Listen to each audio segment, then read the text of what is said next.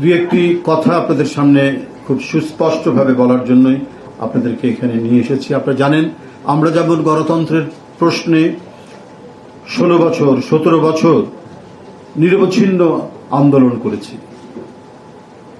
নানা প্রতিকূলতার মধ্যেও ফ্যাসিবাদী দুঃশাসনে গলা বন্ধ করে দেওয়ার, গলাকে স্তব্ধ করার বহু প্রচেষ্টা, বহু ধরনের কার্যক্রম শেখ হাসিনা গ্রহণ করার পরেও আমরা আমাদের অভীষ্ট লক্ষ্য থেকে সরে আসি।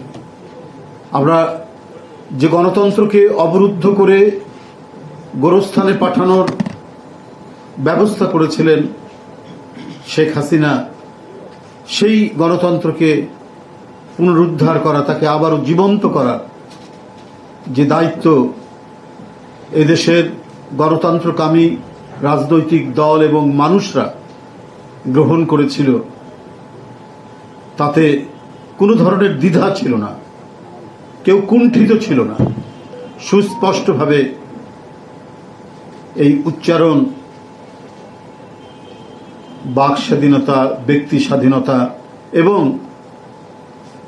মত প্রকাশের স্বাধীনতা, অবাধ এবং সুষ্ঠু নির্বাচনের জন্য আমরা আমাদের প্রতিবাদের ভাষাকে কখনোই মৌন করিনি, আমরা ওটাকে স্তব্ধ করিনি এবং নিজেরা অসংখ্য নিপীড়ন, নির্যাতন, লাঠিপেটা, হাত পায়ের নখ তুলে ফেলা, দৃষ্টিশক্তি হারিয়ে যাওয়া, গুলিতে, এরকম নানাবিধ নিপীড়ন নির্যাতন সহ্য করেও আমরা আমাদের আদর্শ থেকে বিচ্যুত হইনি। কারণ আমাদের প্রেরণার উৎসস্থল ছিলেন দেশনেত্রী বেগম খালেদা জিয়া।